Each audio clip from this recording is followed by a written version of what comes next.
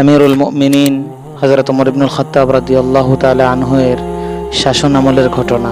মুসলিম বাহিনী পারস্য এবং রোম বিজয় করেছে, আর সেখান থেকে বিপুল পরিমাণ গনিমত মুসলমানদের হাতে এসেছে। আর সেই গনিমতের মাল মসজিদে নববীর সামনে রাখা হচ্ছিল। এমত অবস্থায় সমস্ত সাহাবায়ে কেরাম অত্যন্ত আনন্দিত ছিলেন, খুশি ছিলেন। কিন্তু অপরদিকে দেখা গেল আমিরুল মুমিনিন ওমর ইবনুল খাত্তাব রাদিয়াল্লাহু তাআলা আনহু তিনি কান্না করছিলেন।